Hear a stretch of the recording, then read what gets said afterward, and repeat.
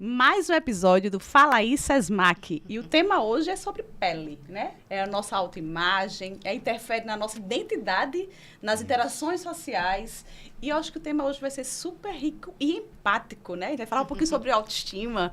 E aí tem duas personagens importantes aqui nesse episódio. Com certeza. Eu sou Águida Feitosa. João Sampaio. E eu queria que você apresentasse ela, João. Sim, a nossa professora... Lígia. Eu estava falando no começo que às vezes eu tenho dificuldade de... trocar os nomes. Mas dessa vez não troquei. Acertou. E a Emília, né?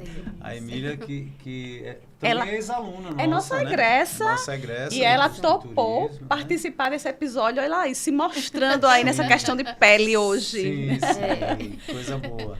A gente vai entrar nesse mundo da questão do vitiligo, né? E assim, para iniciar...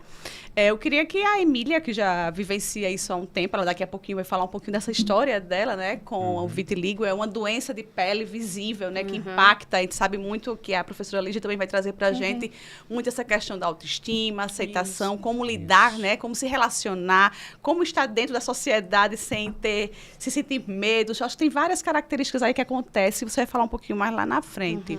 Emília, assim, para que as pessoas, pontapé inicial, para iniciar nosso bate-papo, o que é o vitiligo, já que você convive há tanto tempo já, né? O vitiligo, ele é uma doença crônica, né? Autoimune que você falou, exatamente. Né? E ele ocorre, né, causando a despigmentação da pele, né? Então, a gente vai ficando assim. Vamos ter cores no nosso corpo. Exatamente, né? A gente não... exatamente. Ele atinge 1%, eu acho, da população mundial, né? Então, assim, é 1% só de pessoas que são feitas de nuvens, como eu. Eu acho que tem até um livro falando sobre isso, né? Eu não lembro o nomezinho, tem não sei o quê, com as nuvens. A menina feita de nuvens. A menina feita de nuvens, eu já vi. Foi a mãe dela, foi não foi? Foi a mãe da menina que se viu. Muito legal era isso. diferente, né? E partiu para essa parte lúdica e tudo, para ajudar na autoestima da filha. E que foi, graças a Deus, um sucesso. Ô, Emília, mas tem uma coisa bem importante, né? Porque, assim, muitas pessoas não têm conhecimento. Às vezes, eu estava lendo, que a professora Lígia pode abordar isso mais para frente, que muitas vezes a gente diz, fulano tem preconceito, tal. Existe, claro, as pessoas que têm preconceito, isso aí não pode negar, que é uma minoria também, né? Mas existe também a falta de informação. Exatamente. Então, às vezes, as pessoas olham e não sabem o que né? Então, assim, é bom reforçar também a questão que não transmite. Não é isso? Inclusive, hoje é o dia mundial. Hoje, 25 de junho, no dia que nós estamos gravando. Do vitiligo. E eles querem isso mesmo, conscientizar o pessoal de que o vitiligo, ele é só uma mudança de pele, ele não pega, entendeu? Ele não é contagioso. E não traz nenhuma... Físico, não. Isso, não. Físico, não, isso, né? exato. Agora, sim, ele atinge muito na autoestima da gente, né? Mas, se bem trabalhado, dá para... Né, professora? Se bem trabalhado, fazendo... E é interessante a fala de Agnes, que assim, a questão do preconceito, né? É uma formação de um conceito que eu não sei o que é. Então, a partir do momento que eu tenho informação, o meu conceito pré-concebido, ele muda. E aí eu tenho uma compreensão do que realmente é, que é uma doença, que ela é autoimune, que ela não é contagiosa, né? Que atinge uma população pequena, que tem alguns fatores ainda em investigação, né? A gente sabe que tem os fatores genéticos, né? Hereditários. Outros não têm, mas tem questões emocionais aí envolvidas, né? Que aumentam ou pioram dependendo dos gatilhos que a gente vivencia durante a vida. Então, é interessante, assim, essa proposta que vocês trouxeram hoje para que a gente possa discutir, para desconstruir, desmistificar, né? Acho que a palavra é desmistificar o que é o vitiligo, né? E que é uma doença, mas que ela não é contagiosa, né? Que a história da saúde em si era feita, assim, principalmente as doenças de pele, né? Então, quando a gente volta, os remédios à história, né? Os leprosos, então, tinha toda uma estigmatização, era um afastamento, né? Então, hoje a gente já tem uma necessidade, né? Sim, por uma situação, né? específica, mas que permanece, né? Durante como dizia Jung, né, no consciente coletivo que a gente traz para o nosso mundo de hoje, né? Importante dar esse pontapé inicial. Com certeza. E quando a gente fala de situações desse tipo, a gente está falando também do preconceito e, por outro lado, de autoestima, né? Que são coisas que a psicologia traz aí um suporte importante. É o que eu pensava, Agda, quando estava vindo para cá, né? Justamente quando trouxe o tema. E eu acho que o mais importante do que a mensagem para as pessoas, propriamente dito, porque eu acho que são coisas que entra a questão ética, entra a questão de educação, entra a questão de uma forma mais geral, mas principalmente das pessoas que têm, né? Que têm e que precisam, às vezes, dessa ajuda. E né? saber lidar com isso, exatamente, né? Porque é para a vida, né? Exatamente. É para a vida. E a psicologia, né, tem essa função nesse sentido, né? Isso. E como é que é esse trabalho, né, da psicologia para ajudar as pessoas a entender melhor, né? A lidar com isso, a autoaceitação mesmo. Isso. Assim, a gente, dentro da psicologia, a gente precisa primeiro contextualizar, né? Tudo a gente precisa saber a história. Então, dentro desse olhar da clínica, né, da psicologia clínica, tem uma área que a gente trabalha que é a psicossomática, né? Então, o vitiligo, alguns autores dizem, né, como a gente estava conversando antes, alguns aceitam ou não como doença psicossomática, mas a gente entende que quando ela tem um diagnóstico, né, como tem um diagnóstico que é uma doença, a gente tem que entender quais são os aspectos emocionais envolvidos aí nesse processo de doença.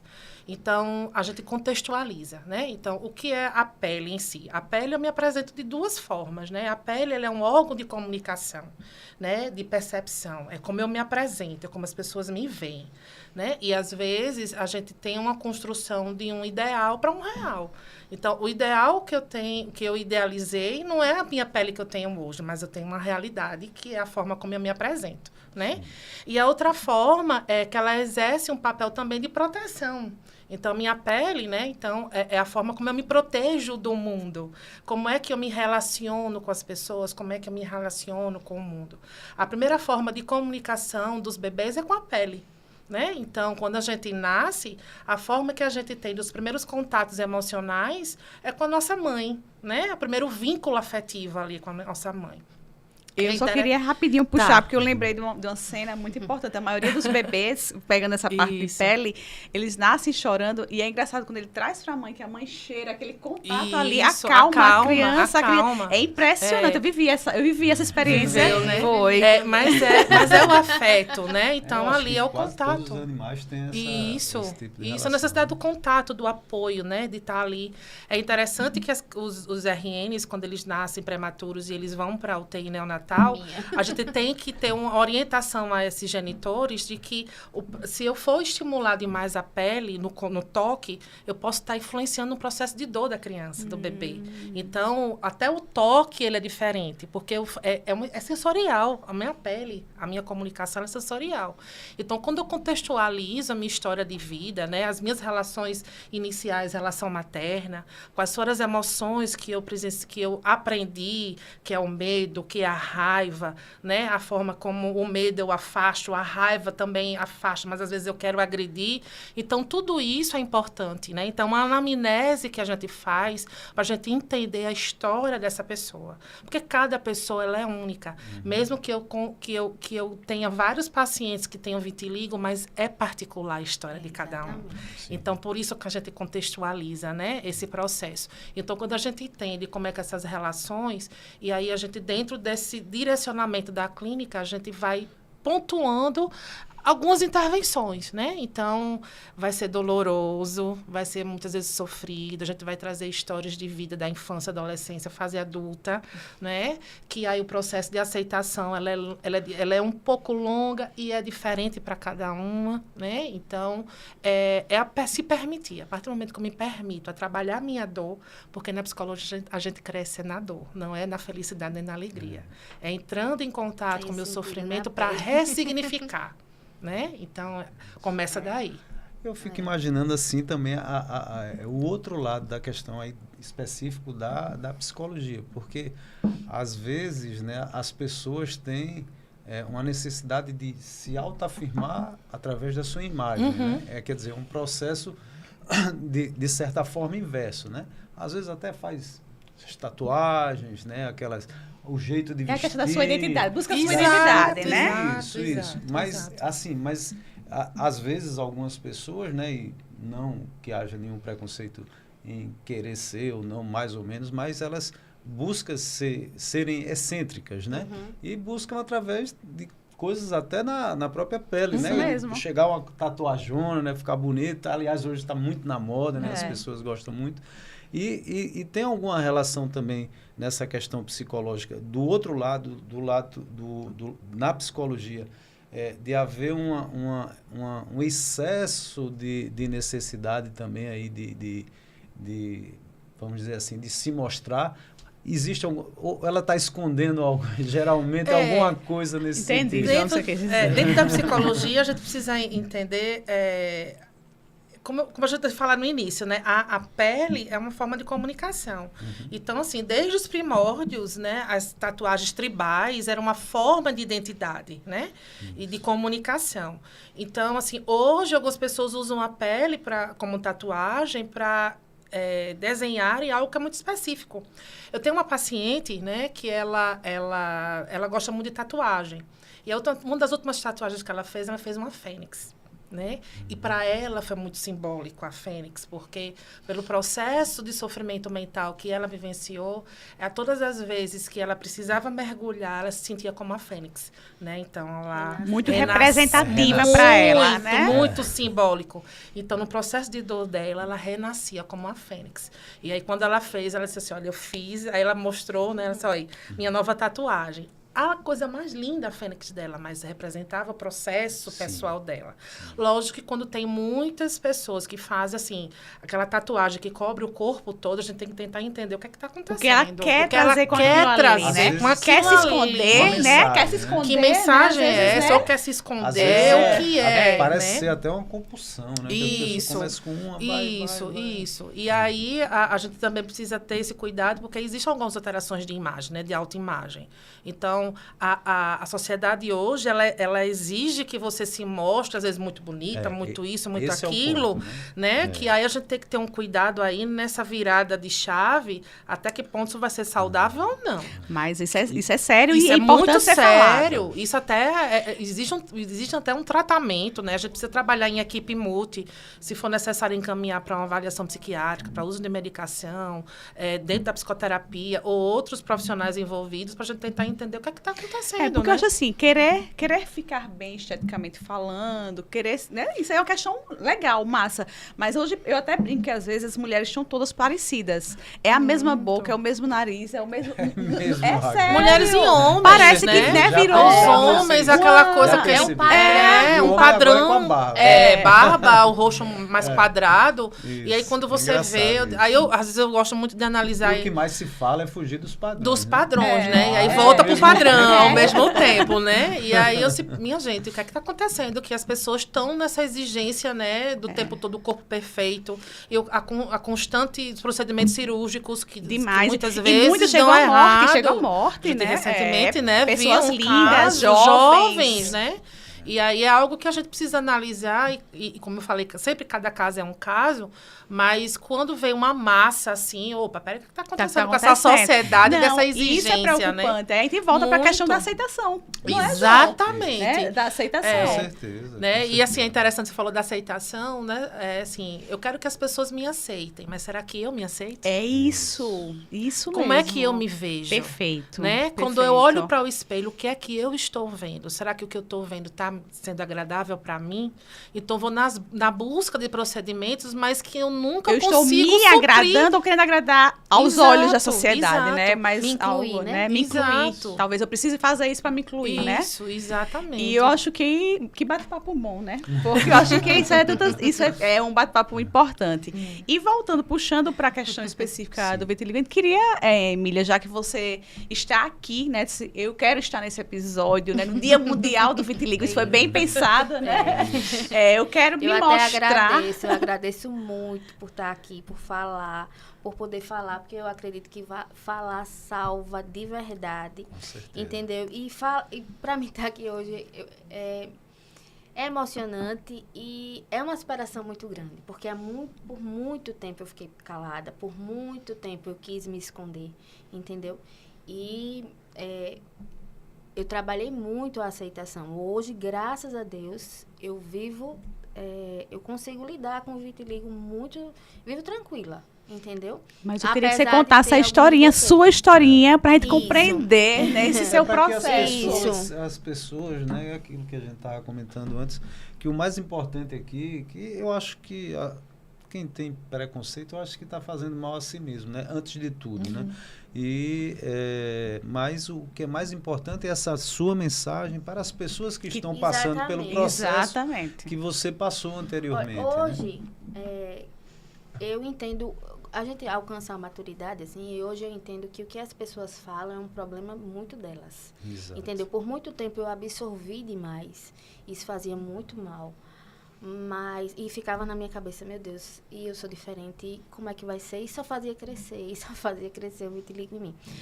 Hoje não, eu hoje acho que o que a pessoa fala, às vezes o preconceito, ele tá tão associado à ignorância também, sabe? Verdade. Porque eu passei um episódio que eu fazia eventos na época do curso de SESMAC, e trabalhava com eventos, e teve um certo dia que a menina falou: Emília, nesse evento você não participa, porque eu tô com medo de levar e todo mundo achar muito estranho, tem uma pessoa com vitiligo, sabe? Então aquilo ali me doeu muito, me doeu de verdade. Eu fui pra casa e mexe comigo, e mexe com a minha família. A família está dentro desse processo, né? Mexe demais, porque assim, graças a Deus, eu sempre tive muito apoio, sabe?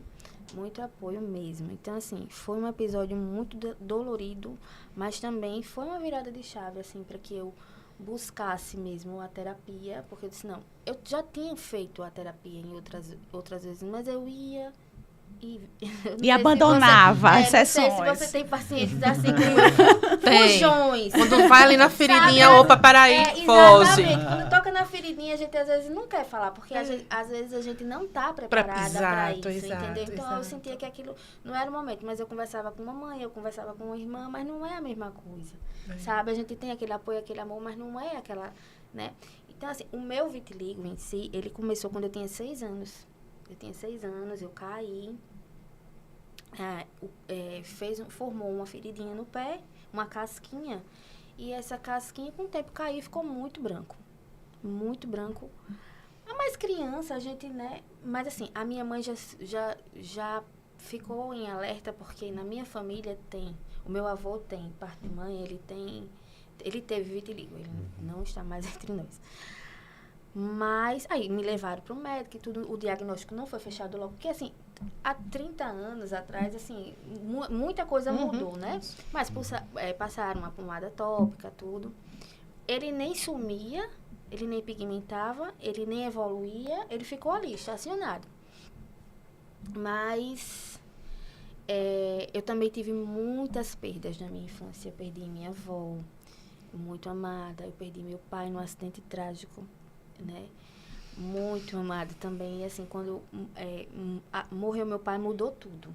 Mudou. Não só foi o luto que eu vivi, né? Eu vivi um luto também de uma mãe que teve que aprender a cuidar de 2 filhas sozinhas, entendeu? Então, assim, foi uma mudança brusca, sabe? E também tive outra perda de outro tio meu que era muito especial para mim. E aí foi que quando o vitiligo ele começou a crescer de forma, sabe? E aí a gente descobriu que ele também era emocional. Era emocional, né? Só que assim, ele não cresceu tudo que eu tenho hoje, né? Ele ia crescendo, dava uma estacionada, eu usava alguns remédios e continuava, mas qualquer coisa que tivesse, como o meu era emocional, ele voltava a crescer novamente, sabe? E foi isso. Então, aí a gente descobriu que o meu vitiligo era emocional. Eu comecei a fazer a terapia, só que eu fugia um pouquinho. Eu fugia um pouquinho das terapias, Mas quando aconteceu esse episódio, porque assim, eu nunca tinha passado por algo assim de preconceito que impactasse tanto, sabe? Você se sentiu excluída naquele momento por conta do vitiligo, e me né? senti com vergonha. Vergonha essa que hoje eu sinto da pessoa. É verdade. Entendeu? Né? É aquela coisa que a gente aprende que o problema não estava em mim. Eu ter vitiligo não é o problema, né? Mas quando aconteceu isso foi bem chocante. Porque, assim, olhares diferentes a gente sempre vai ver, né? Seja por uma tatuagem, né? Que fez tanto sentido pra moça, que ela tem uma fênix e tudo, mas sempre vai ter alguém que não vai gostar, né? Daquela tatuagem. E quem tem tatuagem também sofre preconceito, Exatamente. né? Existe um Sofre. estigma Tudo ali, que- né? Social, Não, social, eu acho que né? viver, às vezes, também tá um pouquinho chata. Tá ficando chato, assim. Tem que cumprir tem que muita cumprir muita coisa, né? coisa. A gente, né, tem que seguir muitos padrões. Termina que é chato ser diferente.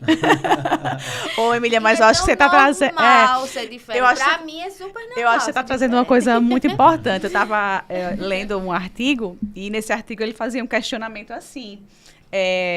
Quando você admira uma pessoa, você admira pela cor da pele? Ou você admira pelo caráter, pela profissão que ele exerce, pelo pai ou mãe que ele é, né? Pelo amigo que ele é, ou pelo profissional? O que é que você admira na pessoa? Entendeu? Então, aí ele começa a trazer reflexões, né? Em relação a isso, que a pessoa não é a pele. Exatamente. Né? É. Então, que você tem que Exatamente, a olhar gente para é as suas muito características, né? Que prevalecem a cor da sua pele. Exatamente.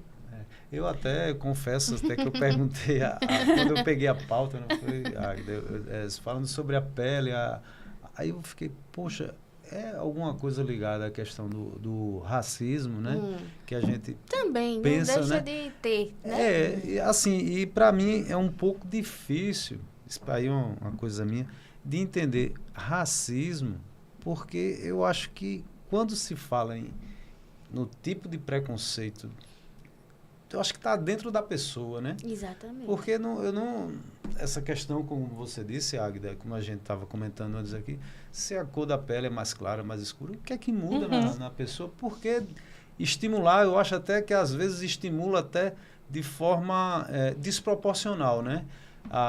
Essa questão do racismo por causa de cor de pele, como você disse, não identifica nada, não mostra nada, né? E no fundo nós somos, né?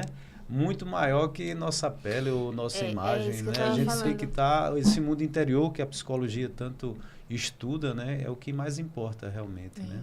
Eu estava até conversando com a Agda um pouquinho antes de entrar, que, sim, quando aconteceu isso comigo, foi um impacto muito grande, sabe? Sofreu eu, como eu disse, sofreu minha família, sofreu todo mundo. Mas logo demorou um pouquinho e eu fui mãe. Eu acho que a virada de chave mesmo, assim, da minha aceitação maior foi quando eu virei mãe, sabe? Porque, assim, eu disse, meu Deus, eu não posso viver uma vida me lamentando. Não dá, eu não nasci para ser triste, sabe? Eu não aceito isso. Eu tô gerando uma pessoa que depende de mim, que vai depender de mim, e eu tenho que ensinar esse olhar pro diferente para ela, porque eu sou diferente, e eu tenho que trabalhar muito isso na minha casa. Foi quando eu comecei a ir direitinho pro psicólogo. Eu comecei a ir direitinho pro psicólogo, e assim, porque assim, olhando de uma forma geral hoje, eu consegui entender, o vitiligo, ele não me parou, né? Eu consegui me formar, eu formei minha família, né? Eu tenho a Elisa, que é o meu maior orgulho, e hoje a Elisa tem 8 anos, e formar o caráter dela para ver com carinho e acolher o diferente, para mim, é a melhor coisa, sabe? É a coisa mais bonita. É uma prova, né? De que estava dentro de você. Toda essa questão de não aceitação, né? Exatamente. Desabrochou, né? Escutando tudo o que a Emília está trazendo pra gente, né? De experiência, porque isso aqui é uma experiência viva, né? É uma coisa diferente do João falar, eu falar, você como profissional falar, mas quem vive na pele mesmo, né? Propriamente dito aí. Eu sei que é um processo, né? E essa questão de virada de chave acontece geralmente quando? Com situações como ela citou aqui, de ter um filho. Como é que funciona esse tratamento? Porque eu acho que Eu acho que depende muito de cada pessoa. Uma coisa que ela trouxe na fala dela, que quando você lê e estuda sobre vitiligo, o que está ligado às questões emocionais são os traumas vividos para quem tem um vitiligo. E justamente situações de muitas perdas. Então, perdas para ela muito significativas. Então, isso foi um fator de estresse muito grande, porque gera um estresse, que gera ansiedade, que gera um turbilhão de emoções, né? Então, assim, as doenças psicossomáticas, principalmente as doenças de pele, elas têm um vínculo com o estresse muito grande. E aí, situações de perda, de luto, de um pai num acidente, de um avô, de um tio, né, de pessoas muito próximas, de grandes significados para ela, foi de muito sofrimento. É tanto que em situações ela diz assim, aumentava ou diminuía, dependendo da forma como eu estava me relacionando com aquilo. Então, na terapia, no processo terapêutico, por isso, das fugas, então, o luto, né? Mas é importante até ela citar isso, que as pessoas... Que você fugiu, mas teve um momento que você se encontrou, entendeu? Isso é importante. Porque a gente precisa, enquanto psicólogo, entender o tempo do outro. Não é porque eu quero trabalhar de forma... Não, eu preciso entender até que ponto ela vai aguentar trabalhar isso. Então, ao momento que ela ia trazendo essas perdas para ela ia revivendo toda a dor dela, do perda, do luto, né? Então, ela mergulhava novamente nesse luto. Então, era quando ela via que, não estou preparada ainda. Então, eu fugia, né? E quando ela via que precisava, ela voltava. Até o ponto, não, agora eu não fujo mais. Agora eu vou enfrentar. Isso. Agora eu vou precisar entender essas minhas dores para que eu possa ter uma relação mais saudável com as pessoas e comigo mesma, né? Então, a virada de chave depende muito do caminhar do outro. E não é a primeira pessoa que eu escuto com doença de pele que, quando tem um filho, né, ressignifica e entra no processo, às vezes, até de cura, né? Porque dá o filho para a gente dar um novo sentido, né? Dá um olhar diferente para a vida. Então, a minha dor que era minha... A necessidade de ficar mais forte. Exato, né? Porque a gente se fortalece quando a gente é mãe ou quando a gente é pai. Porque as nossas dores ficam ali em segundo plano e eu preciso né? Enfrentar a vida por ele. Tem um ser ali que eu preciso cuidar. Exatamente, né? Então, assim, foi tão interessante. Quando eu tive a minha filha, a minha chave virou. E eu ouvi de uma paciente uma vez, quando ela teve o filho dela, o processo de cura, né, que a dermatite também virou. Então, hoje, praticamente, ela não tem, né? Mas, assim, até onde ela chegou, ela teve muita dor, né? Então, você perguntou o tempo, aí depende muito de cada pessoa, né? Da possibilidade de aguentar essa dor, de sustentar.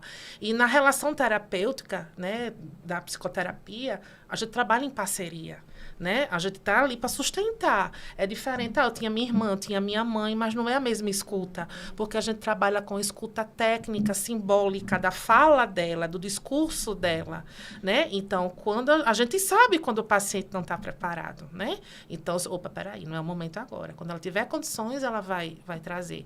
E às vezes a gente vai ali num direcionamento que, quando ela vai se sentindo confortável... Você não pode dar um choque para não repelir, né? Exatamente, porque foge mesmo. E às vezes foge e não volta mais. É isso que eu ia dizer. Foge e não volta mais. Dependendo do manejo do terapeuta, ele foge, o paciente não volta mais, né? Psicologia eu sou apaixonada, eu sou suspeita para falar, né? Imagina a sua satisfação, né, de ver o resultado. Não, a gente, eu vibro, porque eu sou ali uma ponte de apoio para aquela pessoa. Ela tá ali no momento de maior fragilidade dela, compartilhando comigo aquela dor dela, tá confiando em mim. É isso que eu ia falar. Imagine, né? Você é uma pessoa desconhecida para ela e ela criou um vínculo de confiança, né? E aí onde acontece o processo psicoterápico? A partir do momento que ela se sente confortável e ela percebe que comigo ali vinculou. Então, nessa vinculação é onde acontece todo o processo, né? E aí, nos momentos de fuga, ela estava vinculada, mas ela não estava ainda suportando. Ela precisava de um tempo. Quando ela voltou, e aí foi outra coisa. Não, agora eu vamos embora. Tô com ela, tá comigo aqui, a gente e vamos segurar na mão dela e vamos, vai. Né? Então, a psicoterapia é isso, esse compartilhar, essa parceria, né, de estar ali juntos, olha, tô aqui sustentando você. E tem algumas abordagens que facilita muito, às vezes, até uma relação um pouco mais diferenciada, né? Num processo, por exemplo, a gente tem na literatura traz que pessoas com doenças de pele ou vitiligo, quadros de depressão e ansiedade, eles podem estar ali como comórbidos. Às vezes precisa uso de medicação. E aí, dentro de um transtorno de ansiedade, eu posso desenvolver um transtorno de fobia social, né? Da dificuldade de sair, né? E o outro me vê, mas aí é um pensamento distorcido seu, de que ele está olhando para mim, ela está olhando para mim, porque ela está me julgando, porque é a cor da minha pele. Mas qual é a evidência que você tem que realmente ela está olhando para você? E aí eu vou evitando me socializar, eu vou evitando sair. Eu vou me escondendo. Exato. Né? Em situações como essa, dentro da terapia cognitivo-comportamental, que é o que eu sigo, a gente pode sair e fazer uma terapia num ambiente social. Né? Ou ir a um shopping, ou ir para algum outro local, e que ela se sinta confortável do enfrentamento, porque quanto mais eu fujo, mais eu reforço o meu medo, né? Do outro me ver, do julgamento. Então, quando situações como essa, então é parceria mesmo, a gente tá ali junto, né? Acompanhando no processo. Eu acho que teve uma fala muito importante aí, né? Que a Emília, no caso, ela trouxe, né? Que tem pessoas que fortaleceu ela, familiares, mas não é a mesma coisa do profissional. Como a Lígia traz, a questão técnica, a abordagem, todo o direcionamento para seguir, porque é pra vida, né, Emília? Você vai conviver pra vida, então... Vida. A terapia vai me acompanhar pra sempre. Eu acredito. Não, você teve alta. Não tive alta, não. Eu vou ficar.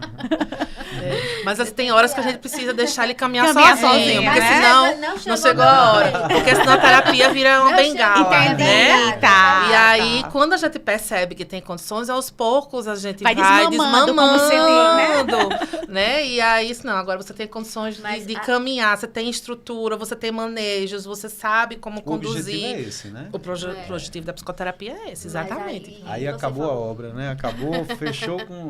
Mas pode ter recaídas. Dependendo de algumas situações de um trauma que possa reviver, pode sim ter. Pode acontecer. Pode É acontecer. raro, mas acontece. Mas pode acontecer. Tá. E o vitiligo, ele realmente, ele me deixou muito ansiosa. Né? Eu também tive um quadro de ansiedade que eu precisei tomar remédio também. Isso. Sabe? Eu cheguei muito acelerada na psicóloga e ela disse, não. Vou ter que acalmar de outra forma, né? Aqui vai ser um conjunto. E aquilo foi outro baque pra mim. Disse, meu Deus. Né? Porque a gente também tem o preconceito de tomar remédio. A gente tem preconceito de falar de psiquiatra. A gente tem esse preconceito. Mas, assim, me salvou muito. E, na verdade, assim, né? Além de tudo, né? A vida continua. Quer dizer, você tem a sua vida como todo mundo tem, com seus problemas, seus desafios, perfeito. Né? Existe toda uma carga que, naturalmente, qualquer pessoa tem, né? E isso aí é uma coisa a mais, né? Isso. E aí potencializa, né? Potencializa.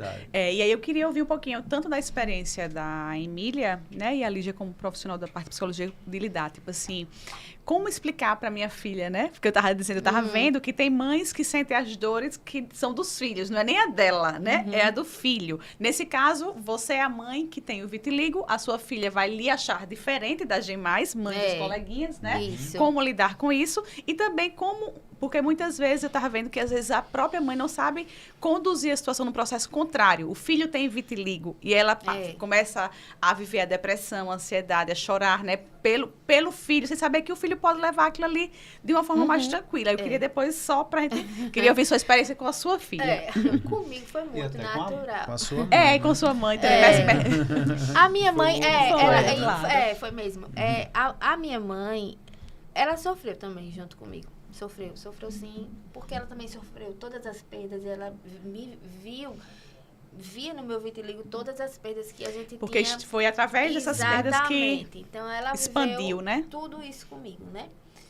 Mas eu acho que hoje em dia a gente fala mais te amo para um filho, como antigamente a gente não tinha muito isso, verdade. Né? Hoje a Elisa olha para mim e já acorda, ai mãe, te amo, ai mãe, não sei o que, sabe? É aquele amor mesmo, e a gente tem antes a gente não falava, ela abraça o pai também, ai pai, você tá lindo, pai, não sei o que. Antes não tinha, eu não lembro de ter essa coisa assim, né?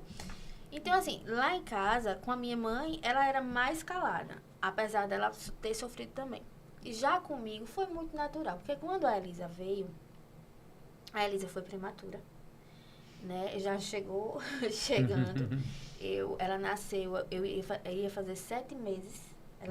Ela nasceu prematura, praticamente extrema, né? E eu disse, meu Deus, mais um.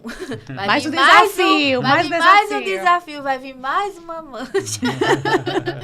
E aí, ela ficou, como meu parto foi normal, ela teve, eu tive alta, ela não. Ela passou 1 mês de NEO. Então, eu chegava em casa, eu nem tinha barriga, o quarto estava lá e não tinha bebê, né?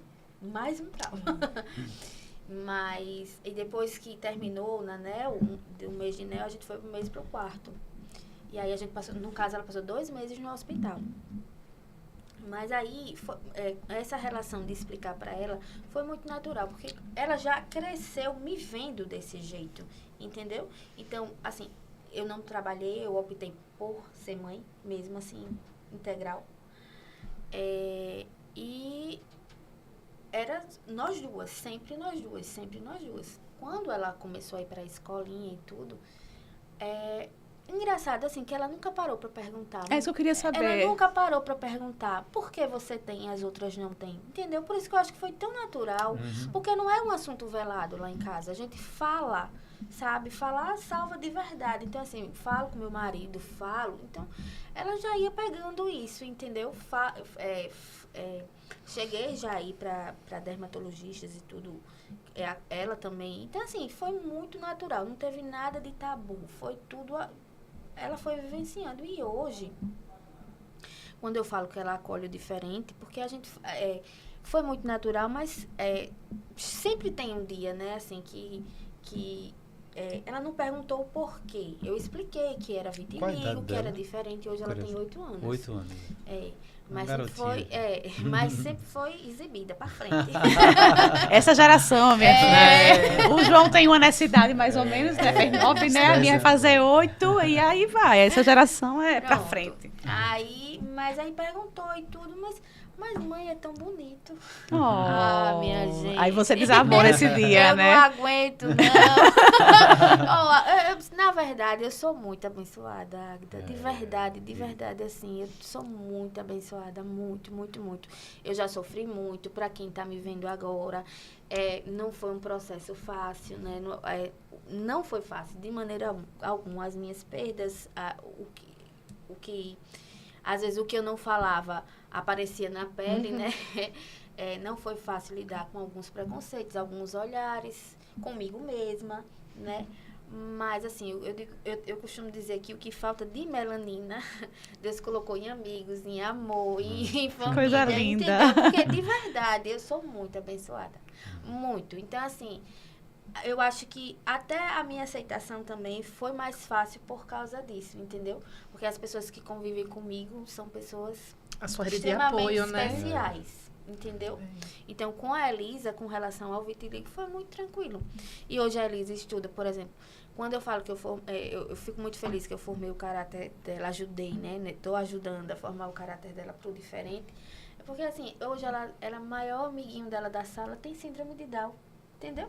Então, assim, a maior coisa, mãe, eu adoro ele, eu às vezes ajudo a tia também, e ele fica muito calmo comigo, entendeu? Oh. Então, meu Deus do céu, eu morro de orgulho. Entendeu? Porque é isso, não dá pra gente se esconder. Não dá mais. E eu acho que uma fala importante que você falou, respondendo, né, já o que a Águida perguntou, eu acho que é você tratar de forma natural, né? A conversa e as coisas sem segredos, né? Sem tantos, como é que eu posso falar? Medos, né? Receios. Medos, receios, né? De conversar sobre, porque a gente precisa dessa naturalidade, né? Lógico que quando a gente cria a expectativa dos nossos filhos, a gente idealiza, mais uma vez voltando, né? Mas nem sempre aquilo que eu idealizo é o que eu tenho de agora, o que eu tenho de real, né? Então, assim, dependendo Ela foi com 9 anos, 6 anos, não foi? anos. E para a mãe, né, já desconfiar, porque tinha um avô, né, que já tinha esse diagnóstico, então foi um processo, né, porque ela reviveu também a relação dela com o pai enquanto filha, né, que ele também tinha vitiligo, o que é que ela deve ter ouvido, o que é que ela deve ter também sofrido, né? E antigamente você tinha tanta relação de diálogo que a gente tem hoje, né? A nossa geração de pais é muito diferente da geração anterior. Então, era uma relação de pais mais frios, né? Com dificuldade de contato muito grande. É tanto que doenças de pele têm uma dificuldade de contato da relação materna, né? Então, é algo que a gente estuda sobre isso.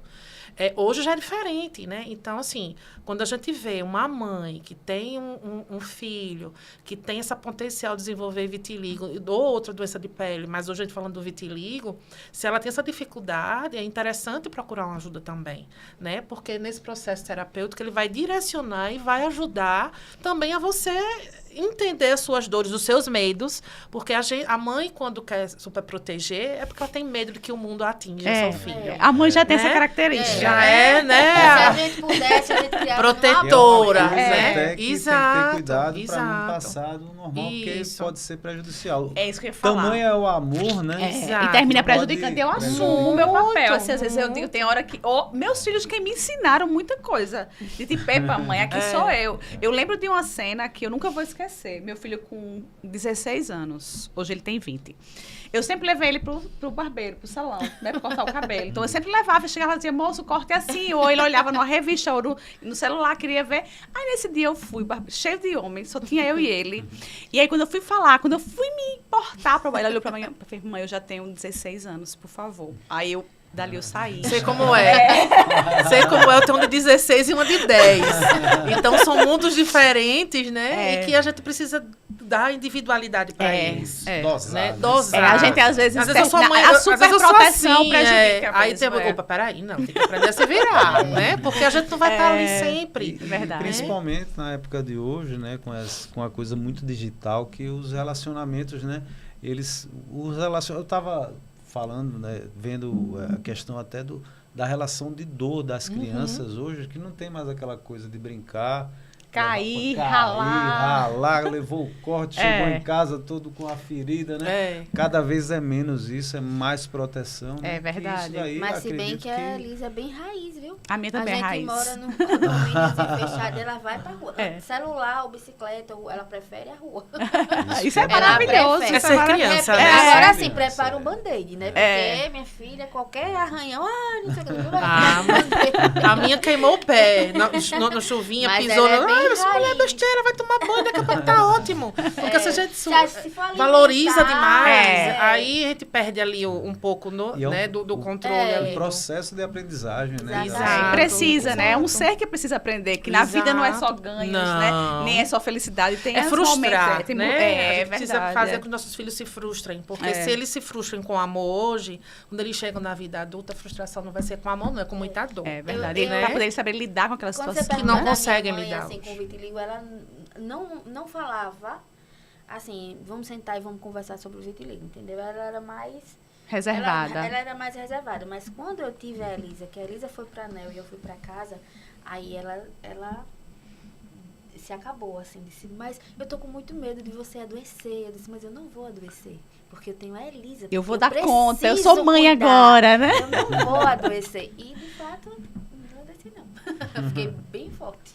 Eu acredito que esse episódio traz muitas informações ricas, né? Que é a questão, acho que o falar. Sim. Eu acho que o falar de forma natural, de forma natural, falar o que acontece, exatamente. Né? Não vai fazer mal a ninguém eu ter duas cores, né? Então, faz parte da minha história.